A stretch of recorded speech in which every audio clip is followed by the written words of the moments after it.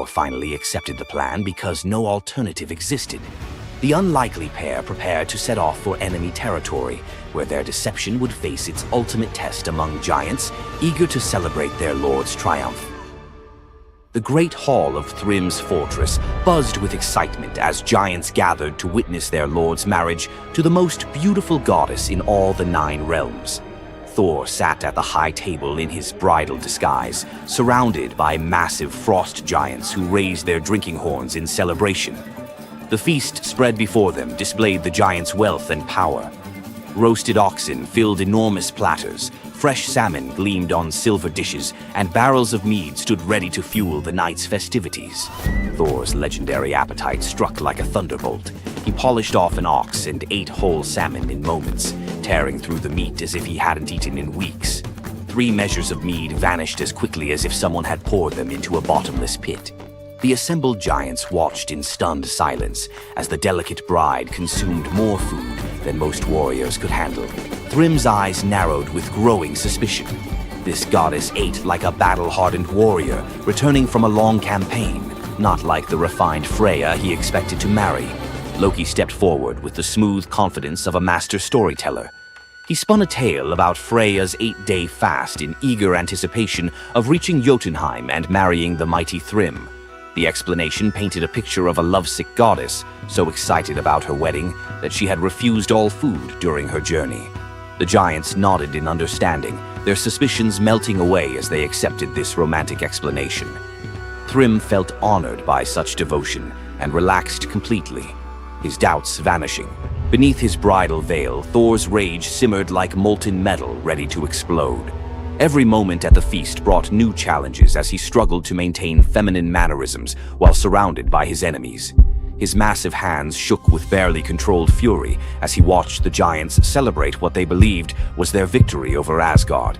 The critical moment finally arrived. Thrym commanded his servants to bring Mjolnir forth, the very moment Thor had trained his eyes on since dawn. The servants placed the legendary weapon before the disguised bride as part of the traditional ceremony. Thor's fingers closed around Mjolnir's familiar handle, and lightning immediately crackled through the hall. He ripped away his bridal veil and roared his true identity to the shocked giants.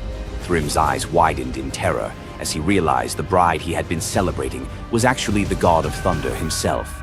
Thor swung Mjolnir, killing Thrym instantly after crushing his skull with Mjolnir, then turned on the assembled giants, and even the pleading giantess met Mjolnir's crack before the hall fell silent.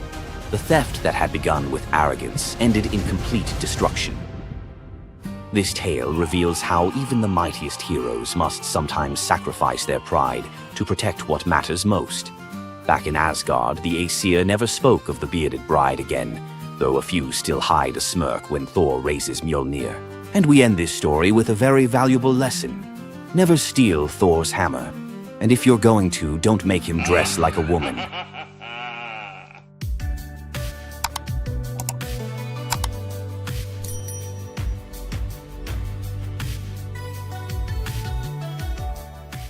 Ever wondered what it would be like to walk through the ancient world and encounter mythical creatures from Greek mythology? Get ready to meet the beasts that shaped legends. In Greek mythology, creatures were more than just beasts. They were symbols of the forces of nature, God's will, and humanity's struggle with the unknown. From the terrifying Minotaur lurking in the labyrinth to the mesmerizing sirens luring sailors to their doom, these creatures were as captivating as they were dangerous. The mighty Hydra, with its multiple heads that regrew each time they were cut off, was a symbol of unstoppable power. The Cerberus, the 3-headed dog guarding the gates of the underworld, represented the barrier between life and death. But not all mythical creatures were monsters. The graceful Pegasus, a winged horse born from the blood of Medusa, symbolizes freedom and the pursuit of the heavens. These creatures still live on in our stories, haunting the shadows of ancient Greece and whispering through the winds of time. Which Greek mythological creature fascinates you the most? Share your thoughts and don't forget to subscribe for more legendary tales from Greek mythology. You thought fairy tales were magical. Think again. The real origins of these classic tales are disturbing, gruesome, and filled with horror. Many of these stories have been sanitized for modern audiences, but their original versions were filled with betrayal, curses, and brutal consequences. From Pinocchio's horrifying fate to the true story of Bluebeard, let's dive into the darker side of fairy tales that history tried to erase. Fairy tales weren't always about happily ever after. Many of them were cautionary tales, warning of real dangers, human cruelty, and supernatural horrors. 1. The original Pinocchio, a gruesome fate. Before Disney made him a lovable puppet, Carlo Collodi's original Pinocchio was a terrifying little troublemaker. Instead of learning his lesson, he was hanged from a tree by a group of bandits, left to suffocate as a punishment for his misdeeds. 2. Bluebeard, the serial killer's tale. Bluebeard was not a misunderstood nobleman. He was a full-blown serial killer. In Charles Perrault's version, Bluebeard marries multiple women and forbids them from entering one locked room. When his latest wife disobeys, she discovers the corpses of his past wives hanging from hooks. He nearly kills her too, but she's saved at the last second by her brothers. Some believe this gruesome tale was inspired by real-life figures like Gilles de Rais, a nobleman convicted of horrific crimes. 3. The Pied Piper, a tale of mass disappearance. The Pied Piper of Hamelin was not just about a man who played music to lead away rats. He also took the children. In some versions, the town refuses to pay him for his services, so he takes revenge by luring all of their children into a cave, where they are never seen again.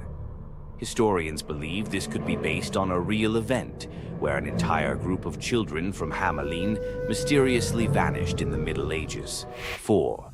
Rumpelstiltskin, a vengeful trickster. In the original versions of Rumpelstiltskin, when the young queen guesses his name, he doesn't just leave. He flies into a rage so intense that he tears himself in half. In some versions, he stomps on the ground in fury, falling into a pit and disappearing forever.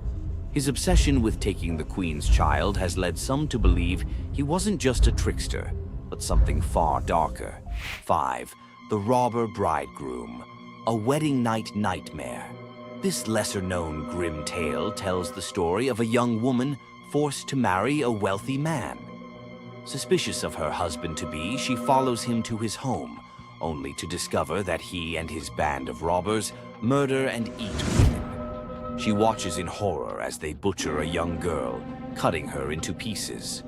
Luckily, she escapes and exposes them, leading to their execution. 6. The Juniper Tree, a tale of cannibalism and revenge. One of the most horrifying grim fairy tales, The Juniper Tree tells of a stepmother who decapitates her stepson, cooks his body, and feeds it to his unsuspecting father. The boy's sister buries his bones under a juniper tree, and from the tree the boy returns as a vengeful spirit, transforming into a bird and dropping a millstone on his stepmother, crushing her to death. 7.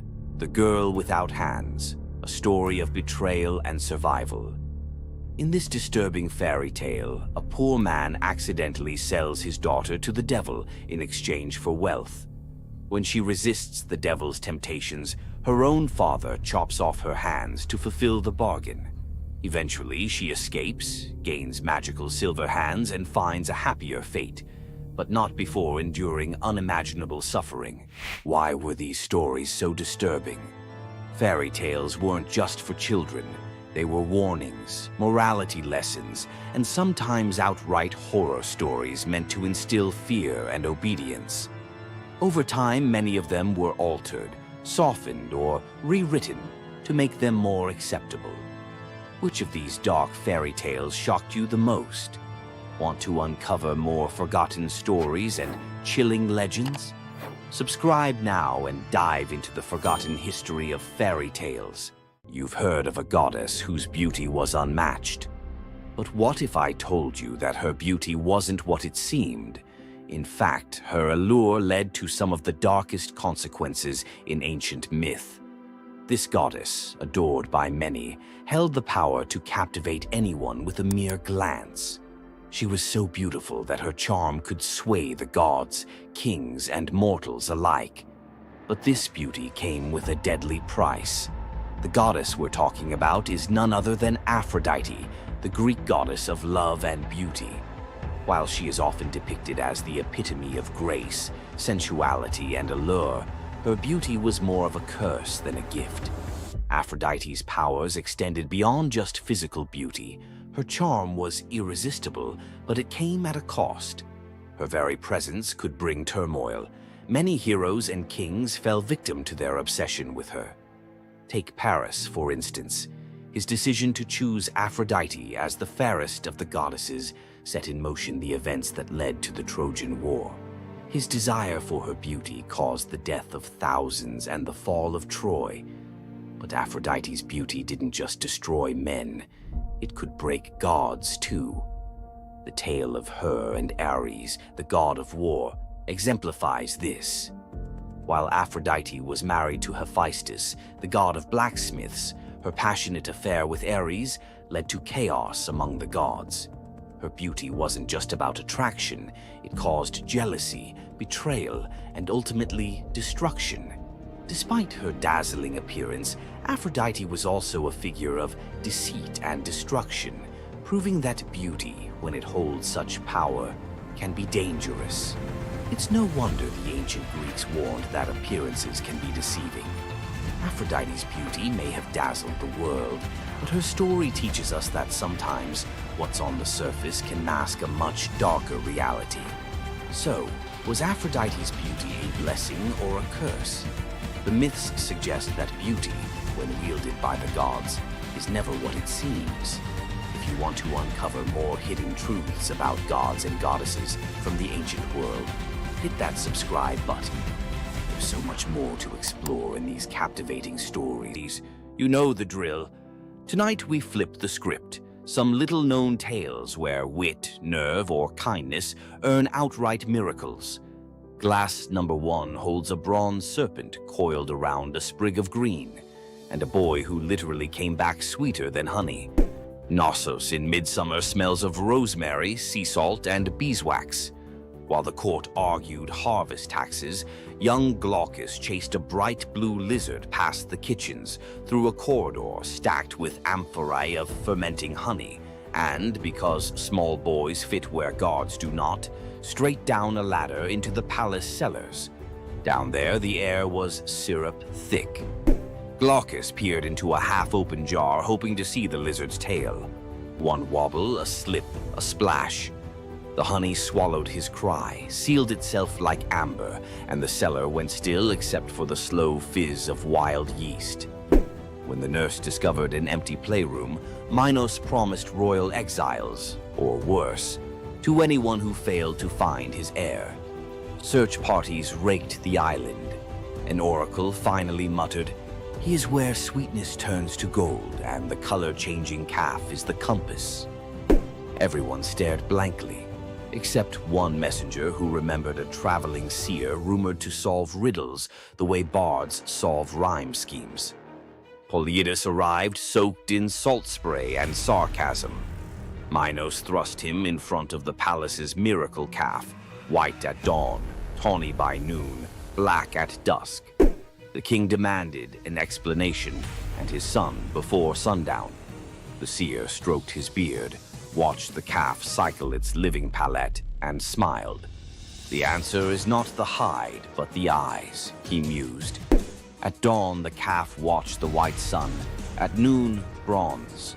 At dusk, onyx night. It mirrored what it beheld. So must the prince. "He is hidden where color vanishes," Polyidus concluded, and descended alone into the wine-dark storerooms. Lantern raised, he located the honey amphora, whose surface held no reflections, only silence. He cracked the seal, found Glaucus suspended in golden stillness, lips blue, limbs floating like reeds in amber. When guards hauled boy and jar to the throne room, Minos' relief curdled into fury. "Resurrect him," he ordered, "or you will keep him company." The The seer and the honey coffin were locked inside a stone vault. The bar grinded shut. Torches flickered out. The only light came from honey's inner glow. Polyidus knelt, mind racing through every charm he knew. None could reverse 2 hours without breath. A soft hiss cut the darkness. A serpent, scales gold as harvest wheat, slipped under the door. Polyidus, fearing venom, crushed it with a wine jug. Silence returned, briefly. A second serpent slid beside its fallen mate, circled the bottom, vanished into a crack, and re-emerged, clutching a sprig of leaves that glimmered in emerald fire. Pressed the herb to the dead serpent's mouth. In a shiver of sinew, the creature revived. The pair slithered away, leaving the leaf behind like a lesson. Polyidus's pulse hammered. He ground the glowing plant between stone shards, smeared the paste across Glaucus's cold lips, and half praying to gods who seldom pick up, waited. A heartbeat. 2. Then the boy coughed, honey and air and the shriek of returning life. He sat up wide-eyed, asking if lunch was ready. The vault erupted in shouts. Guards dragged them to Minos, whose relief eclipsed his threats. "Teach the child your art," the king commanded, "and you may leave Crete with both eyes intact." For 30 days, Polyidus tutored Glaucus, reading omens in bird flight, divining storms by the smell of stone, decoding dreams as if they were parchment. Each lesson the seer delivered with growing dread. Minos could weaponize prophecy. On the final morning, he presented Glaucus with a cup of wine to seal memory. The boy drank. Polyidus leaned close, whispered a single word, and the wine turned bitter. Glaucus spat it back onto Polyidus's lips. That was the spell. Every technique, every cosmic shortcut drained from the boy's mind like sand through a broken hourglass. He would live healthy, happy, but ordinary. The gift stayed locked in Polyidus's own skull. The seer departed at sunset, pockets empty except for a few stray violet leaves, the serpent herb. Some say he planted them across the Aegean. Others insist he fed them to bees, breeding honey that glows faintly green when moonlight is thin. In mountain apiaries of rural Greece, beekeepers still search for Glaucus honey, said to cure a stopped heart if administered within 3 breaths. And every cellar apprentice learns, keep lids tight, keep ladders chained, and keep an eye out for serpents. Sometimes they carry medicines gods never meant us to find. Nymph Princess Cyrene tackles a lion preying on her father's cattle. Apollo, stalking inspiration, watches her wrestling the beast bare-handed and thinks, forget liars, that's poetry. He swoops not with roses, but a gold chariot pulled by griffins. Rule a land of your own, he says, pointing across the Mediterranean. Cyrene's answer, give me a bowstring and some good soil. She rides shotgun all the way to Libya. On sun-drenched highlands, she spears the ground. Fresh springs burst. The place becomes Cyrene, namesake queen founder. Apollo immortalizes her as a long-lived nymph. Their sons include Aristaeus, future bee guru, and Eadmon, Argonaut prophet. Centuries later, Cyrenean olive oil sells for triple price in Athens. Bottles carry a tiny embossed lion, reminder that one headlock can echo into a civilization. Morning of his birth, infant Hermes crawls out of cradle, spies a tortoise, hollows the shell, strings cowgut. Voila, the first lyre. Same afternoon, he rustles 50 of Apollo's divine cattle, walking them backward to confuse hoofprints. Apollo tracks the tune of an unfamiliar instrument to a cave and catches, not a rustler, a giggling baby. Hermes begins to play. The melody melts Apollo's fury like wax. The sun god trades the entire herd plus the golden staff of herdsmen for the lyre. Contract signed before Hermes can crawl again. Apollo becomes patron of music. Hermes gains official portfolio of travelers, traders, and, ironically, thieves. Every time a guitarist hands a riff to a bandmate for mutual gain, they reenact that cave-side barter. Enslaved courtesan Rhodopis toils in a Nile Delta villa. Her only treasure, a rose-hued slipper dating to her free childhood. She washes linens in the river, humming Ionian lullabies. While drying on the bank, one slipper is whisked by a sacred falcon, messenger of Horus, who drops it into Pharaoh Psamatechus's lap during court. Kings love omens. He declares he will marry the owner. Decree echoes across gnomes. Every woman must try the slipper. Noble women sulk. The shoe fits none until desert winds guide inspectors to Rhodopis scrubbing floors. The leather hugs her heel like destiny. Pharaoh weds the astonished Greek.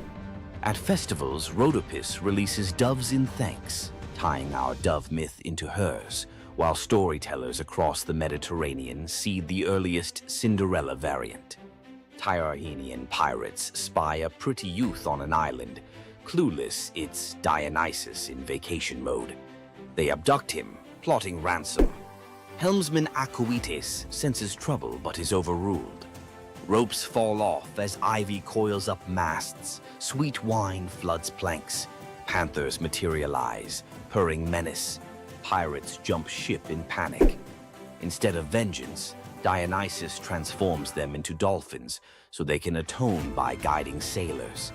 Acoetes receives priesthood and a lifetime ticket to every Bacchic festival.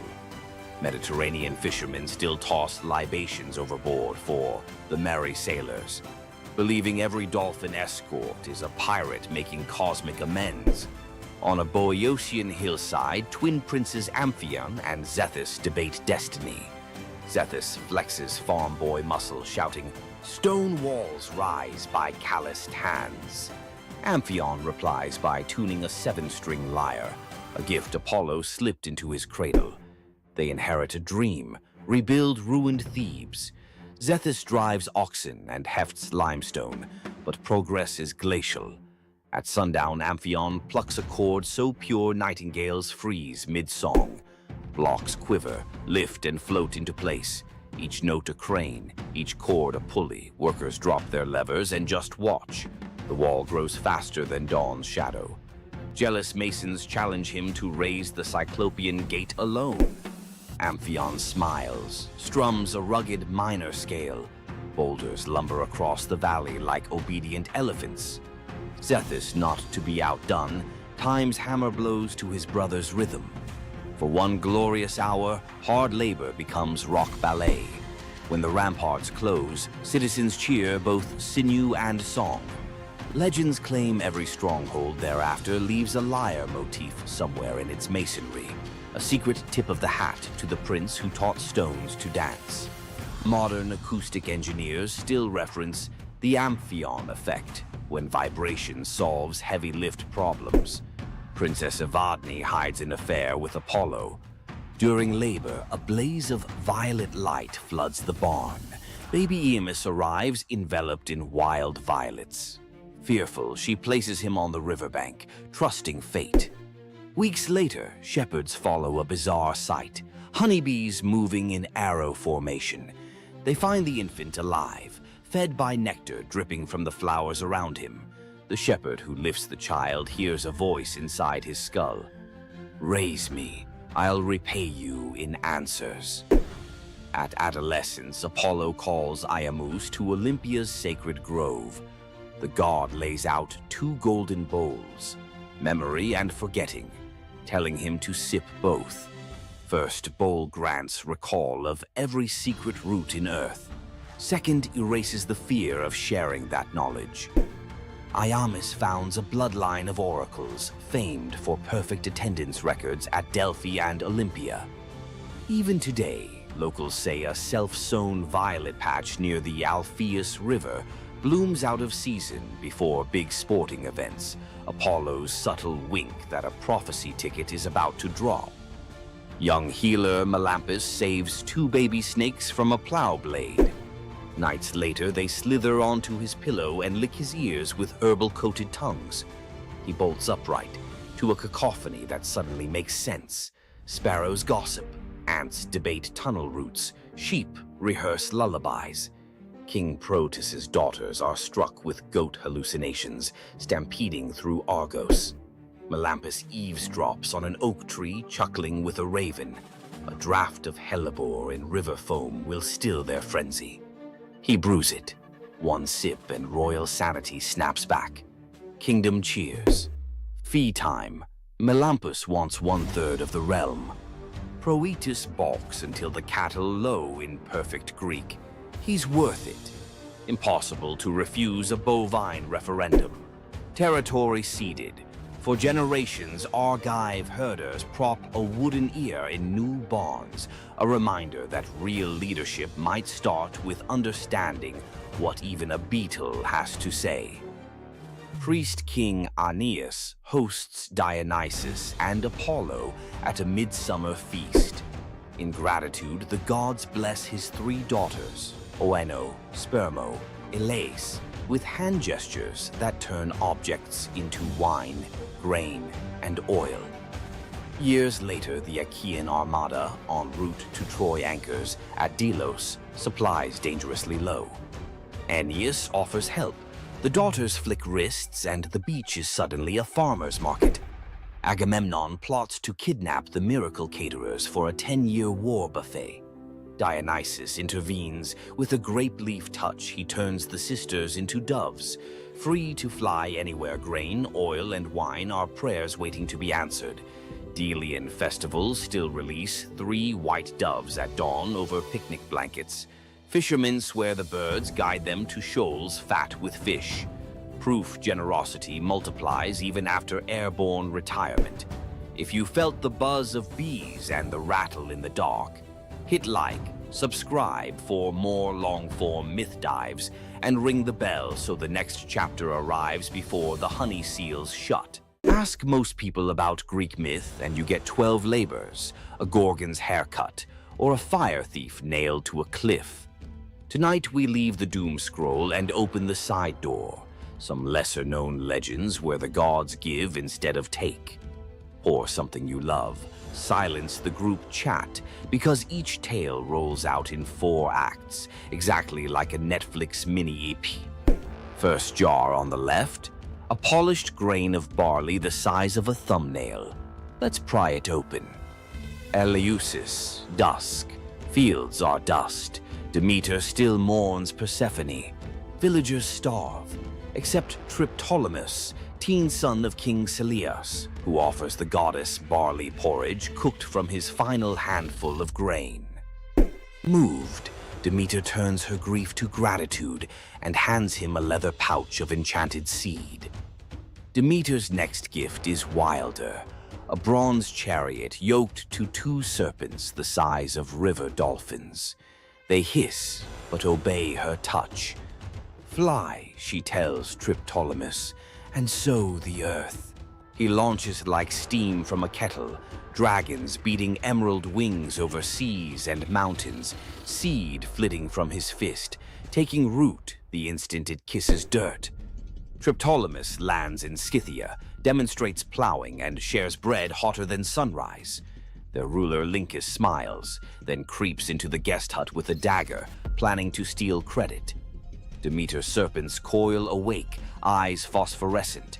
Steel meets scale. The goddess materializes and, with a snap, turns Lincus into the first lynx, forever stalking fields he can never harvest. Triptolemus lifts off again, safer and wiser, dragons spiraling like living irrigation lines. Everywhere wheat sprouts, famine folds, and villages invent words for thank you. When he finally parks the chariot in Eleusis, Demeter names him patron of farmers and slots a constellation, the sower, above the autumn sky. Rural Greeks still claim that seeing twin shooting stars at harvest means Triptolemus's dragons are checking yields. In Achaean ripes, stonemason Miscellus woke 3 nights running to the same dream. Hercules, lion skin reeking of cedar smoke, beckoned him across the sea to the pebble-dappled waters of Asar. Leaving one's birthplace was illegal, but divine persistence outweighs city ordinances. Neighbors dragged him before the civic tribunal. Verdicts were cast with white, acquit, and black, condemn, pebbles dropped into an urn. Mythicus prayed under his breath. As judges emptied the urn, every stone, white and black alike, shone snow-white. Gasps. No law forbade miracle loopholes, so the council shrugged and released their suddenly blameless defendant. Mythicus sailed west. At Italy's heel, he found the river Asar flashing with pale cobbles, exact match to his dream. He also found an old burial mound dedicated to a local hero named Croton, once hospitable to Hercules himself. Prophecy clicked like a lock. He founded Croton on that spot, planting the first stone in the new city wall with his own calloused hands. 2 generations later, Croton would dominate Magna Graecia in athletics and medicine, home of Milo the wrestler and Pythagoras' school. Locals still tell tourists to pocket a white pebble for courage. Hercules' ancient thumbs up. On Crete, baby Zeus hides from Cronus inside the Idaean cave. A gentle goat, Amalthea, nurses him with milk so sweet it smells of thyme. Curate's warriors clash shields outside to drown infant cries. Toddler Zeus, already wrestling destiny, grabs Amalthea's horn during roughhousing. It snaps off. Horrified, he touches the broken horn and wills it to pour ambrosia and jewels, an apology in infinite supply. The horn becomes cornucopia, everlasting symbol of abundance. Amalthea is lifted to the stars as Capella, brightest goat in the sky. Every harvest festival, Greeks tip wine from a horn-shaped rhyton, so the cave child remembers. The practice survives today in the very shape of Thanksgiving centerpieces, because one young god learned that breaking something you love can birth generosity that never runs dry. Argos prepares a grand procession to Hera's temple 6 miles away. Oxen assigned to pull the gilded cart of Priestess Sidip, aka Mor or Awor. Her sons, athletes Cleobus and Biton, lock eyes and shrug. Who are the oxen today? They yoke themselves, veins corded, and drag the 2-ton cart under Mediterranean noon. Crowds scatter petals, sweat rains on marble road. At the temple steps, mother dismounts, trembling with pride. Sidippe prays, "Great Hera, grant my sons the best blessing a mortal can have." After sacrifice and feast, the exhausted brothers fall asleep in the sacred hall, smiles still ghosting their faces. They never wake. Peaceful exit at peak glory. Hera's idea of the highest gift. Argives commissioned life-size statues at Delphi, muscles forever flexed. Travelers note the serenity on stone brows, testament that sometimes a swift, dignified curtain call outranks long, ragged applause. Young Taurus, demigod son of Poseidon, pilots a skiff scouting for new colonies. The storm detaches rudder from reality. Mast snaps like uncooked spaghetti. Waves swallow everything but Taurus clinging to driftwood. Poseidon, scanning seafloor currents, flicks his trident. A dolphin larger than a rowboat rockets upward, scoops Taurus, and planes across the wine-dark sea like a living surfboard. At dawn, the dolphin deposits him on Italy's sunlit heel. Taurus climbs a bluff, sees fertile plains ribboned by a gentle river. He plants Poseidon's miniature bronze trident in the sand and declares a new polis. The colony, Tarentum, today's Taranto, mints coins of a boy riding a dolphin, trident aloft. Local fishermen still carve tiny dolphins on prows, tribute to the uncanny GPS system that once delivered a founder to the perfect harbor. Aphrodite and winged son Eros picnicked amid spring anemones, boasting who could gather the loveliest bouquet. With wings, Eros predictably stuffed his basket first. Enter Peristera, a mortal handmaid collecting herbs nearby. Seeing Aphrodite's crestfallen smile, she wordlessly tipped her own armful of blooms into the goddess's basket. Eros protested, "Rules breach." Aphrodite just laughed, victory fragrant in her arms. Jealousy and Cupid's arrows share barbs. Eros flicked one tiny dart and poof, Peristera shrank into downy white feathers. Aphrodite scooped up the bewildered bird, whispering apologies and protection. Peristera, now a dove, gained a new language of coos and cloud-high freedom. The goddess decreed doves sacred henceforth, harbingers of peace and liaisons for lovers. From Cyprus to Corinth, newlyweds release white doves, so their first horizon carries Peristera's gift. Help your friends win, and you may end up airborne, emblematic, and forever cherished by a goddess who remembers favors. Cretan teenager Epimenides entered a cave seeking a stray lamb. Cool air lulled him into a nap on soft moss. When he stepped back into sunlight, the lamb was a weather-bleached skull, and his town looked upgraded. He'd slept 57 years. Word of the time traveler raced to Athens, then reeling under plague and factional strife. They summoned Epimenides. He prescribed symbolic spring water baths for citizens and a cleansing of unjust murder cases, the world's first state-sanctioned amnesty. He also ringed the city with incense-burning altars to the unknown god, appeasing whichever deity felt snubbed. Within a year, the plague receded, civic tempers cooled. Grateful Athenians offered gold. Epimenides accepted only vines for his Cretan temple, proof that sleep had taught him value over price.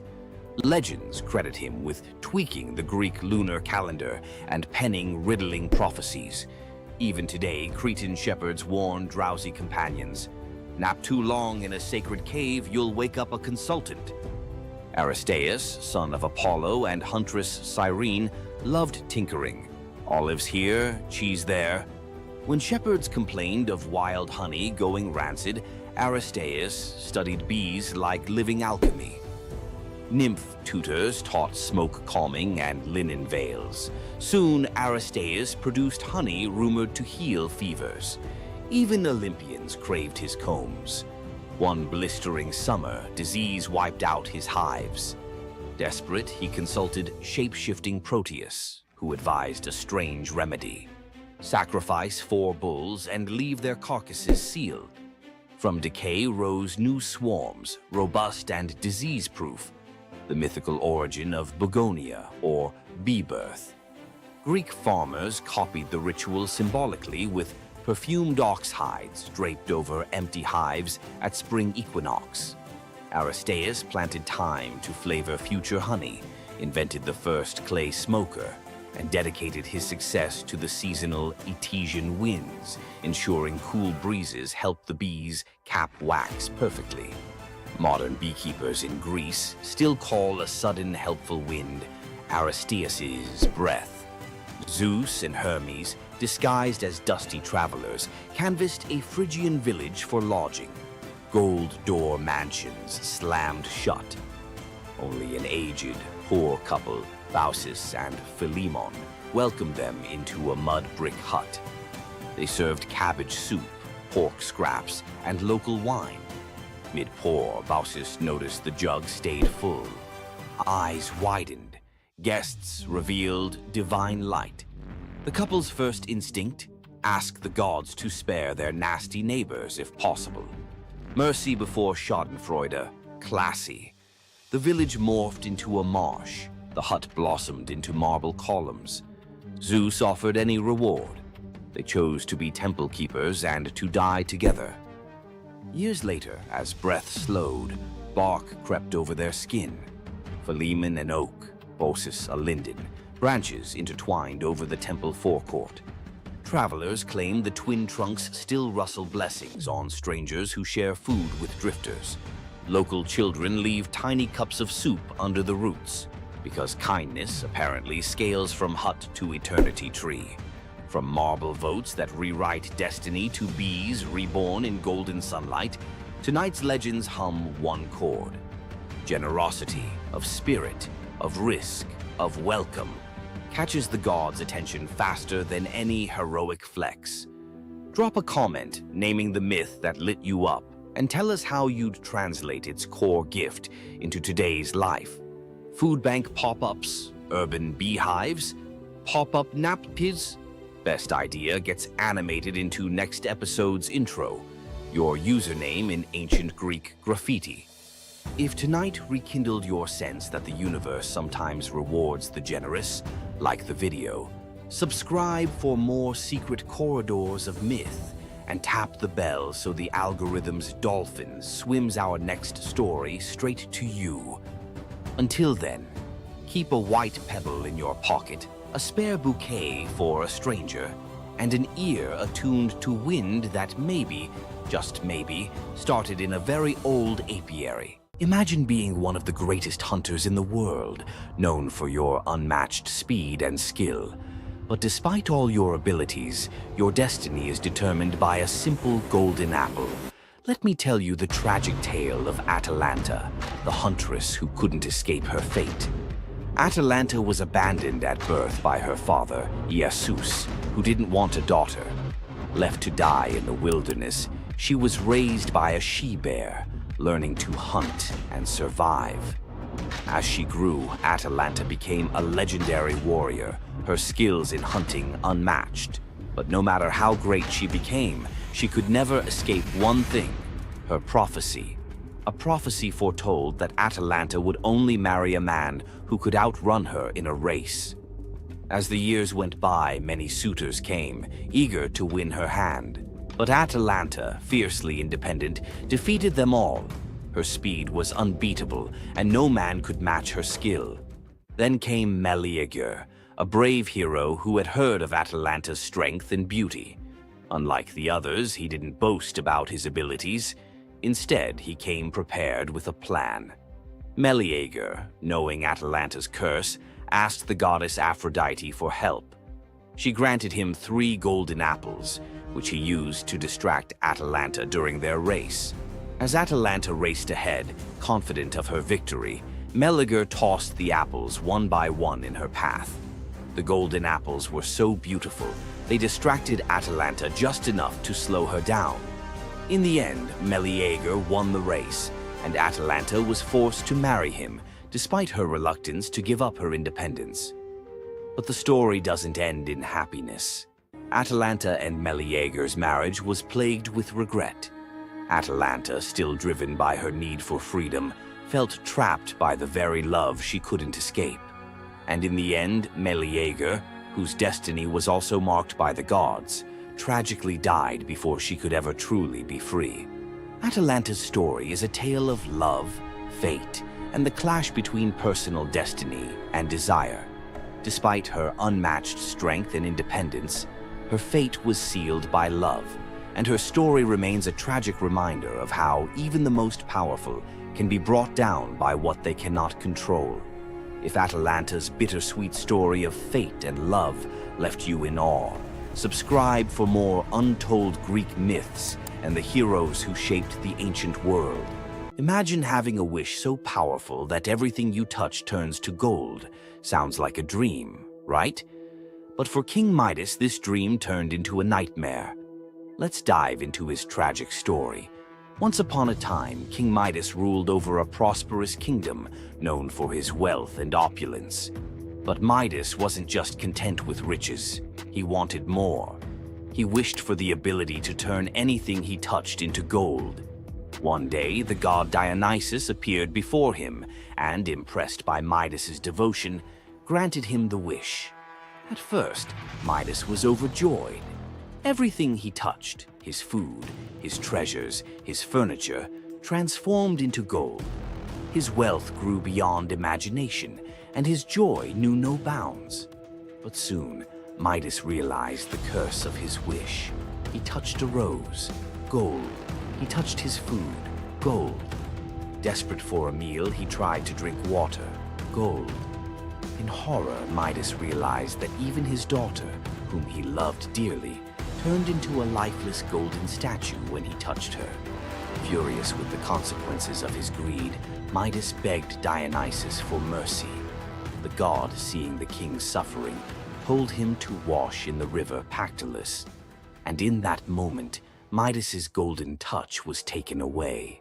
The river's waters, now imbued with Midas's curse, carried gold downstream, forever tainting the land.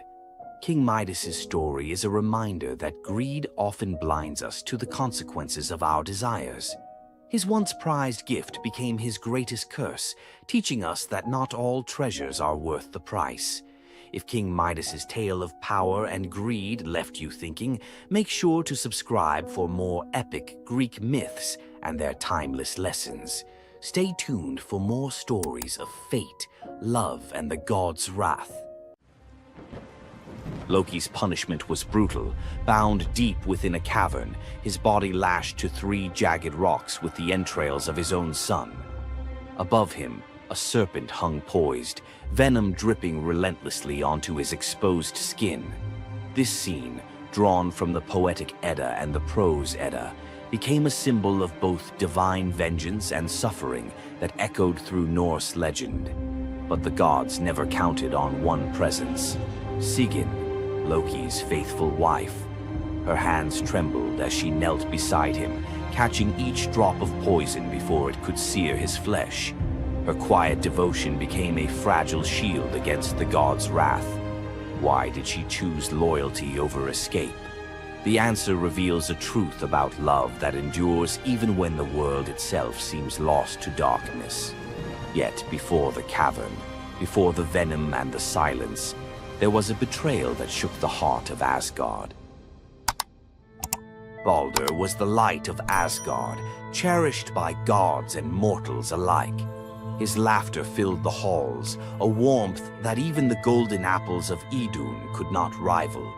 When ominous dreams began to trouble him, his mother Frigg, desperate to protect her son, secured oaths from every creature and object in existence never to harm him. All, that is, except the mistletoe, too slight, too innocent to warrant suspicion. Loki saw opportunity in what others dismissed. He fashioned a dart from that fragile branch and sought out Hoder, Baldur's blind brother. "Here," Loki murmured, placing the weapon in Hoder's uncertain grasp, "let me guide your hand." The dart struck its mark. In an instant, Baldur's light was snuffed out, his presence gone from the world. The gods stood in stunned silence, their joy shattered. Loki lingered in the shadows, the faintest smile on his lips, before slipping away unseen. The prose Edda tells us the pyre burned for 9 nights. Baldur's wife, Nanna, overcome with grief, cast herself onto the flames, her spirit entwined with his. The gods heaped treasures upon the funeral bier, Odin's ring Draupnir, Baldur's own ship Hringhorni, to honor him, but no offering could fill the void left behind. The air grew heavy with suspicion.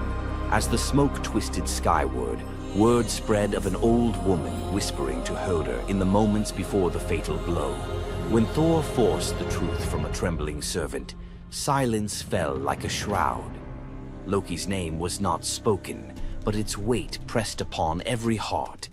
The gods had tolerated his mischief, his clever lies, even the theft of Sif's hair. But this was different. The poetic Edda names him plainly: Loki, the guileful who brought it about, from which all misfortune came. Odin convened the gods to pass judgment. No mead flowed, no boasts rang out. The All-Father's single eye burned cold as he named Loki Oathbreaker and Kinslayer. Weapons gleamed in restless hands. Even gentle Friar's fingers tightened around his sword.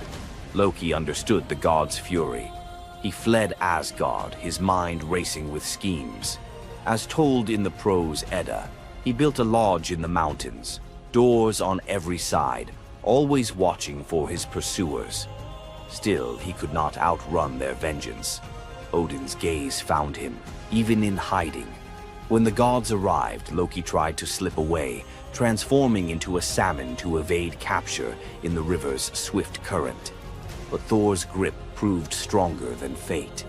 Dragged back through the gates he once helped raise, Loki passed faces twisted with anger and betrayal. The gods' judgment was swift. The path ahead led not to mercy, but to a place where pain and silence waited in the damp and the dark. They forced Loki into the heart of the earth, a cavern where the air pressed cold and heavy, and every sound echoed off stone walls, slick with damp. Water dripped steadily from above, each drop magnifying the hush that settled over the gods as they set to their grim task. The stench of venom lingered, sharp and persistent, mingling with the iron tang of old blood. Odin's single eye caught the flicker of Skadi's movement. A silent nod passed between them, sealing what would come next. 3 massive boulders, freshly gouged with holes, stood ready. The gods had not brought chains or rope. Instead, they made Loki's punishment a reflection of his own chaos. The prose. Edda tells us they transformed one son, Vali, into a wolf who slew his brother, Nari. With the entrails of Nari turned to iron by the gods' will, they bound Loki fast, wrists, neck, thighs, and ankles locked tight against the unyielding stone. As the Völuspá declares, with the guts of his ice-cold son, the killer is bound. Each knot and twist was deliberate, a reminder that his own blood now held him captive. The weight of the rocks pressed into his flesh, a constant ache that would never fade. Skadi stepped forward, her presence sharp as frost. In her hands a serpent writhed, its fangs gleaming. She fixed the creature to a stalactite directly above Loki's face. "For Balder," she said, her voice steady and cold. The serpent's jaws parted, and a bead of venom gathered at its tip. It hung for a moment, then fell.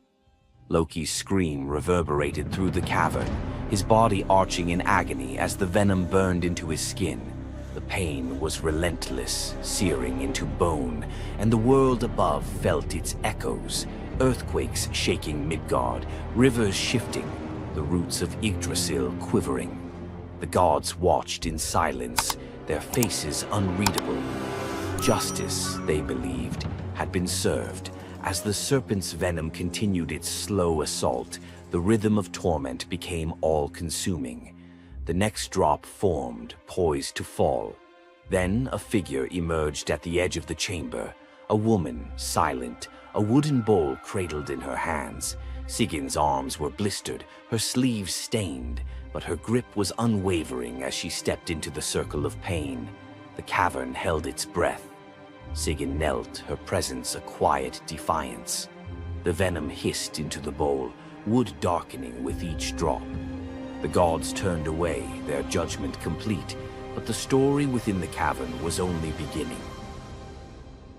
The bowl rested in Sigyn's hands, its wooden sides polished by hours of silent endurance. She knelt on the cold stone, skirts bunched beneath her, and waited for the serpent's venom to fall. The first drop struck with a hiss, a thin wisp of smoke curling up as Loki's breath caught in his throat. She kept her gaze fixed on the bowl, her resolve anchored by the rhythm of her task. Time unraveled in the cavern, marked only by the relentless cadence of the venom. Drip, catch. The liquid sizzled as it struck the wood, the heat seeping through Sigyn's calloused palms. Each shift of her grip was subtle, a quiet adjustment to keep the bowl steady as her arms ached. Above, the serpent's shadow twisted over the stone, its coils unmoving, its venom gathering in slow, deliberate drops. Loki whimpered, bracing for pain that had become his constant companion. The sound of his dread was sharper than his cries. The air hung heavy with the stench of scorched flesh and the metallic sting of poison. The darkness pressed in, broken only by the faint glimmer of Sigyn's tears as they mixed with venom in the bowl, each drop a testament to her resolve. The silence between drops was punctuated by Loki's ragged breaths and the distant echo of water dripping from the cavern walls. Sigin's world narrowed to the weight in her arms and the threat above. The bowl filled, the venom rising perilously close to the rim. Sigin's muscles trembled, but she did not let her grip falter. When at last the bowl brimmed, she had no choice but to turn away. In that brief moment, as she emptied the venom onto the rocks, Loki's body convulsed, his scream raw and unrestrained. The poison ate into the stone, leaving blackened scars as Sigyn hurried to wipe the bowl clean and return to her vigil. For time beyond reckoning, Sigyn remained. The myth offers no window into her thoughts, only the image of her kneeling, unwavering as Loki's mind splintered under the weight of his agony. Was she remembering laughter in sunlit halls, or simply unable to imagine leaving him alone in the dark? The venom's rhythm never changed. The bowl would fill. Loki would suffer. Sigyn would endure. In the hush that followed each scream, a question lingered, one that neither gods nor mortals could answer. Love in the dark was never simple. While the gods turned away, Sigyn remained, her presence reshaping the meaning of Loki's punishment. His betrayals had echoed through Asgard, yet her loyalty was a force the gods never expected. The Eddas offer no window into Sigyn's thoughts, recording only her actions. Blistered hands, a steady bowl, venom caught before it could sear flesh. This silence leaves space for us to wonder. Was it love that held her there, or a deeper sense of duty, something older and more enduring than the gods' own laws? Loki, once the master of deception, now depended on the mercy of the one he had so often left in the shadows. When the bowl overflowed and Sigyn turned away, each drip crept like fire through him, twisting his features in agony. His eyes, when they met hers, flickered with both gratitude and resentment. He needed her, but the venom's torment mingled need with bitterness. Still, Sigyn returned every time, catching the next drop before it could fall. The myths do not say what passed between them in those moments, only that she stayed, her resolve unbroken. Scholars often call Sigyn the embodiment of loyalty, the ultimate symbol of spousal devotion. Yet, her sacrifice was more than an act of love. It was a quiet rebellion. By kneeling in the cavern, she defied the gods' vision of justice. Odin had crafted Loki's punishment to be absolute, to break him alone in the dark. Sigyn's refusal to abandon her husband became a shield, her presence a silent protest that denied the gods complete victory. The Eddas never assign her a motive, leaving modern readers to fill the silence with their own questions and interpretations. Was her endurance an act of compassion, or a challenge to the order imposed by the gods? Each drip marked the passage of time, each bowlful a measure of suffering and steadfastness. Loki's laughter, once quick and sharp, faded into broken gasps. His words, sometimes curses, sometimes pleas, found no purchase. Sigyn's hands grew raw and ruined, but she did not falter. The cycle of pain and mercy continued, unbroken. In the end, it was not just Loki who endured the gods' punishment. Sigyn's vigil transformed it, turning isolation into a shared ordeal. In the darkness, her silent defiance and unwavering love became part of the myth, a testament to the power of presence, even when the world has turned away.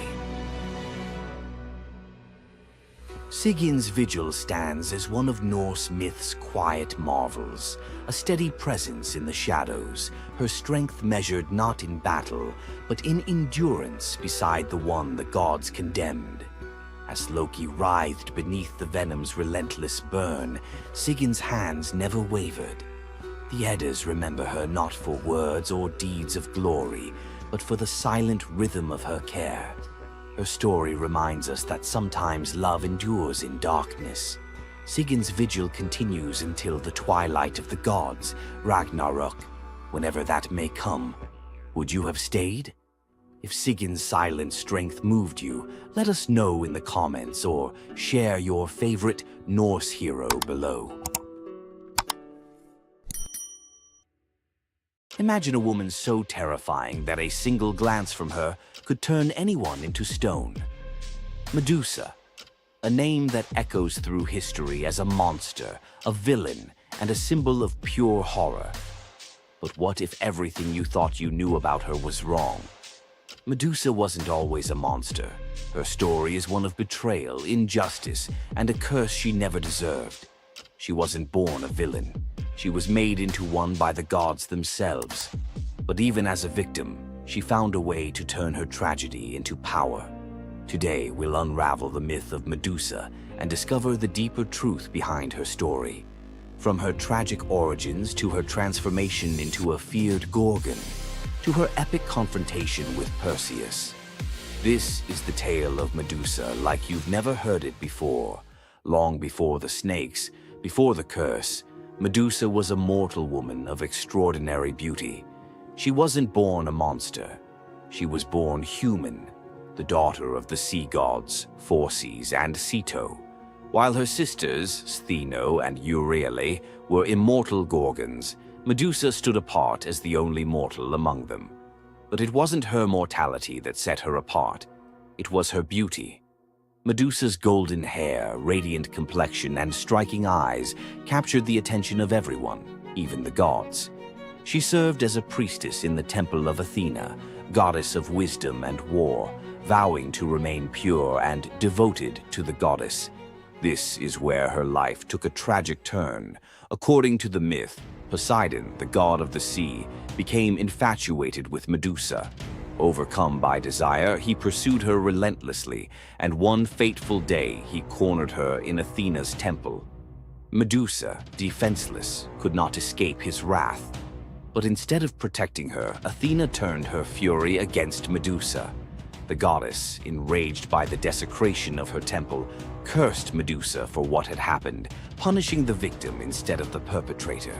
Athena's curse transformed Medusa into a gorgon, a being so hideous that no one could bear to look at her. Her golden hair turned into a nest of venomous snakes, and her eyes became so powerful that a single glance could turn living creatures to stone. This moment defined Medusa's new existence. Once revered for her beauty, she was now feared and hunted as a monster.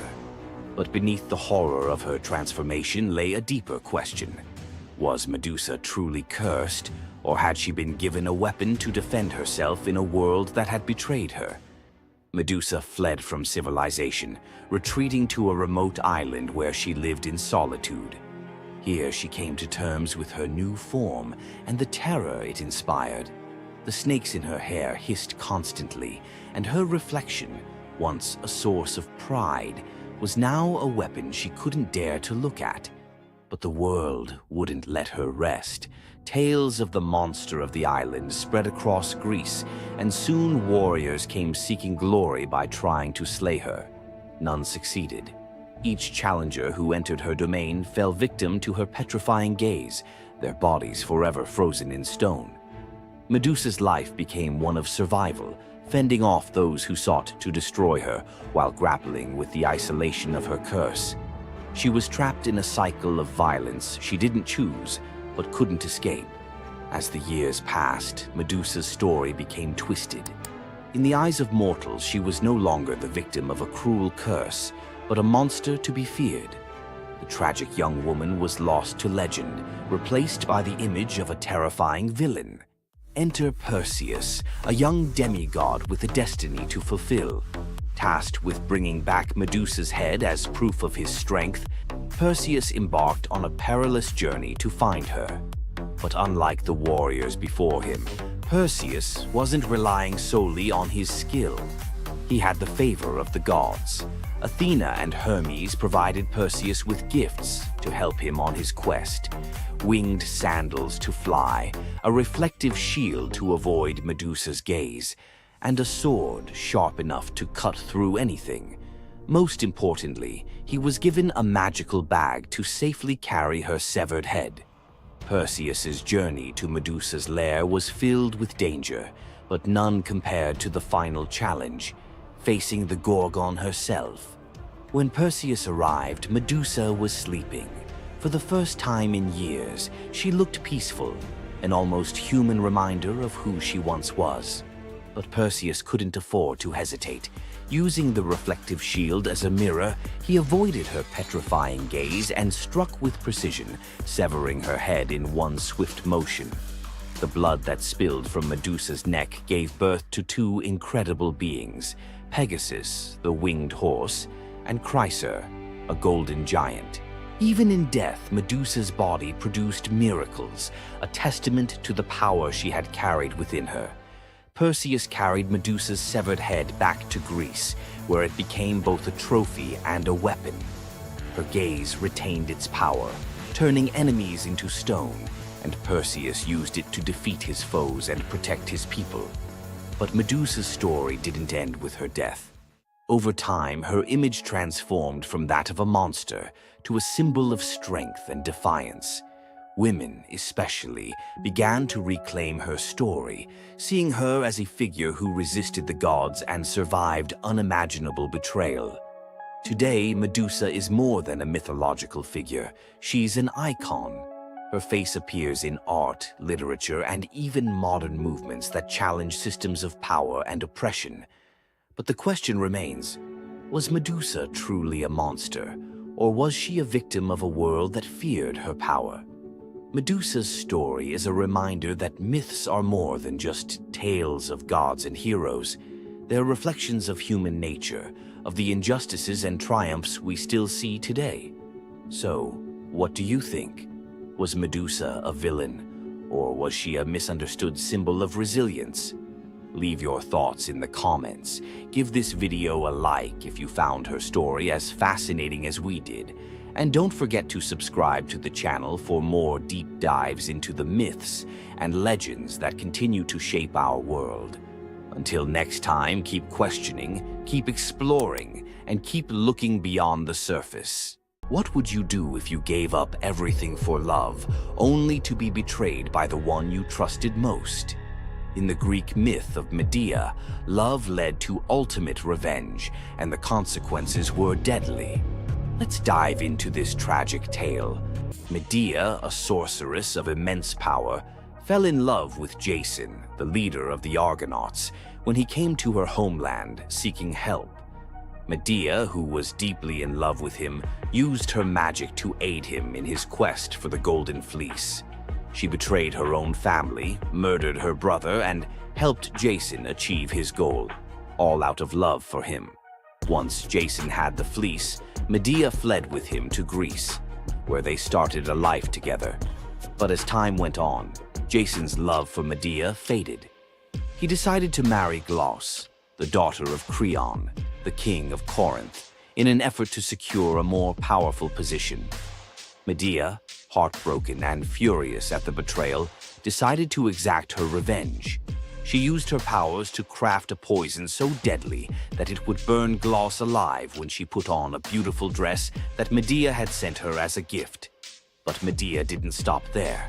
In her grief and rage, she murdered her own children, Jason's children, to ensure he would suffer the most for his betrayal. The pain of losing everything she loved was unbearable, and Medea, having left nothing behind but destruction, fled to Athens, leaving Jason to wallow in his sorrow and regret. Medea's story is a tragic reminder of the destructive power of betrayal and the extreme lengths to which love can drive someone. Sometimes love is not only blind, but it can also lead to devastation and vengeance. Does Medea's vengeance leave you thinking about the darkest side of love? Subscribe for more ancient Greek myths filled with twists, power, and passion. What makes Zeus, the mighty king of the Greek gods, one of the most fascinating figures in mythology? Is it his unparalleled power over the skies, his cunning strategies, or the sheer drama of his endless affairs? While his tales are legendary, there's one story that stands out: the epic battle that earned Zeus his throne, the Titanomachy. This isn't just a story of a god's rise to power, it's a tale of rebellion, alliances, betrayal, and the ultimate struggle between two generations of divine beings. Stay with us as we dive into the myth of the Titanomachy, Zeus's role in overthrowing the Titans, and the secrets that shaped his reign. Before Zeus became the king of the gods, his father, Cronus, ruled the cosmos. Cronus was the youngest of the Titans, a race of primordial deities born of Uranus, the sky, and Gaia, the earth. The Titans were immensely powerful, but also deeply flawed. Cronus had gained power by overthrowing his own father, Uranus, in a brutal act of betrayal.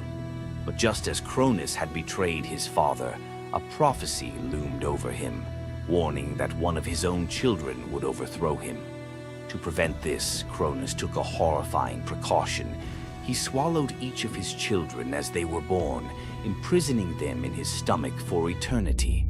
But Gaia, the ever-watchful mother of the gods, wasn't about to let this happen again. When Rhea, Cronus's wife, gave birth to Zeus, Gaia devised a plan. Rhea tricked Cronus by handing him a stone wrapped in swaddling clothes, which he swallowed, believing it was his newborn son. Meanwhile, Zeus was spirited away to a hidden cave on the island of Crete, where he was raised in secret. Zeus grew up under the care of nymphs and a goat named Amalthea, who nourished him with her milk. As he matured, Zeus learned of his father's tyranny and vowed to free his siblings and challenge Cronus's rule. Zeus couldn't take on Cronus and the Titans alone. He needed allies. His first move was to rescue his siblings trapped inside Cronus. With the help of the goddess Metis, Zeus tricked Cronus into drinking a potion that caused him to vomit up his children. Hestia, Demeter, Hera, Hades, and Poseidon, fully grown and ready for battle. Now united, the 6 Olympian siblings declared war on Cronus and the Titans. But the Titans were powerful, and the war, known as the Titanomachy, would rage for 10 years with no clear victor. Realizing they needed an advantage, Zeus turned to the most unlikely of allies, the Hecatonchires and the Cyclopes. These were monstrous children of Gaia and Uranus, imprisoned in Tartarus by Cronus out of fear of their immense power. The Hecatonchires had 100 hands and unparalleled strength, while the Cyclopes were master craftsmen. Zeus descended into Tartarus, defeated its terrifying guardians, and freed these imprisoned beings. In gratitude, the Cyclopes forged weapons for Zeus and his brothers. Zeus received the thunderbolt, Poseidon the trident, and Hades a helmet of invisibility. With these tools and the raw power of the Hecatonchires, the Olympians finally had the upper hand. The final clash of the Titanomachy was a cosmic spectacle. The Titans, led by Cronus, unleashed their full fury, shaking the very foundations of the universe. Mountains crumbled, seas boiled, and the skies erupted in chaos. But Zeus and his allies were relentless. Zeus hurled his thunderbolts with unerring precision, scorching the battlefield and scattering the Titans' ranks. Poseidon unleashed massive earthquakes, and Hades used his helmet of invisibility to sow confusion among their enemies. The Hecatonchires proved invaluable, hurling massive boulders with their 100 hands, overwhelming the Titans. One by one, the Titans fell, their immense power no match for the combined might of the Olympians and their allies. Cronus was the last to fall. Zeus struck him down with a thunderbolt so powerful that it split the skies. With Cronus's defeat, the Titanomachy was over. With the Titans defeated, Zeus and his siblings faced a choice: what to do with their vanquished foes. In a move both strategic and ruthless, Zeus imprisoned the Titans in Tartarus, deep within the underworld, where they would remain for eternity under the watchful eye of the Hecatonchires. Zeus then divided the cosmos with his brothers. He claimed the skies as his domain, Poseidon took the seas, and Hades ruled the underworld. Together, they established the rule of the Olympians, with Zeus as their undisputed king. But the Titanomachy left scars. Gaia, enraged by the imprisonment of her Titan children, gave birth to new monstrous beings to challenge Zeus's reign. Among them was Typhon, a creature so fearsome that even the gods trembled before him. Typhon's battle with Zeus is another story for another day, but it serves as a reminder that power in the ancient world was never secure. Zeus's rise to power marked the beginning of a new era, but his reign was anything but peaceful. While he was the king of the gods, his rule was marked by constant challenges, from rebellious mortals to jealous deities and his own unquenchable desire for love and control. Zeus was both a protector and a tyrant, a figure who inspired awe and fear. His thunderbolts were a symbol of justice, but they were also a tool of destruction. He fathered countless children, both mortal and divine, and his many affairs often sparked conflict among the gods. Yet, despite his flaws, Zeus's rule brought stability to a chaotic world. Under his reign, the gods established order, overseeing the realms of humans and maintaining the delicate balance between earth, sea, and sky. The myth of Zeus and the Titanomachy isn't just a tale of war. It's a story about the cycles of power and rebellion. Just as Zeus overthrew Cronus, who had overthrown Uranus, Greek myths suggest that even the mightiest rulers are vulnerable to the forces of change. Zeus's story reminds us that leadership comes with its own set of challenges. It's not just about gaining power, it's about maintaining it, often at great cost. Zeus's rise to power is one of the most thrilling tales in mythology, filled with battles, alliances, and sacrifices. But what do you think? Was Zeus a just ruler, or was he simply another tyrant destined to fall like the Titans before him? Let us know your thoughts in the comments below. Don't forget to like this video if you enjoyed this dive into Greek mythology, share it with fellow myth lovers, and subscribe to our channel for more epic tales from the ancient world. Until next time, remember, the gods may rule from above, but their stories remind us of the struggles we all face below. Tonight you'll meet the nymph whose beauty made Hades plant a forest in her image, a lover who weaponized an apple to hack a goddess's marriage laws, a king who may have raised the dragon that ate his island, a prophet who lived 7 years as each sex and paid with his eyes, and a royal couple whose wrecked ship still calms the winter seas. 5 deep-cut myths, none repeated from previous episodes. Stick around. The last scene explains why every item you just saw is really the same warning. Luce, daughter of Oceanus, shimmered like morning on still water. Hades saw her bathing on the Styx's shore and felt the ache of something that might have been love, if gods knew limits. He swept her into his shadowy chariot. In the underworld, things don't rot the way they should, they transform. When Luce's mortal bloom began to fade, Hades panicked. Unable to bear her disappearing, he offered the only gift he understood, immortality as landscape. He touched her hair. It stiffened into bark the color of moon-bleached bone. Leaves burst silver as coin flip flashes. Luce the woman became Luce the white poplar, blazing at the center of Elysium. Dead heroes rest beneath her, weaving garlands from her two-toned leaves. Dark one side, pale the other, to remind them that joy and grief always grow on the same branch. The Cercopes, twin dwarf tricksters Passalus and Acarus, live by trolling. They steal Heracles' bow and club, giggling about how the hero's butt is black as a kettle from soot. Heracles wakes, grabs both by the ankles, slings them over a pole like squirming fish, and marches toward the city to sell them.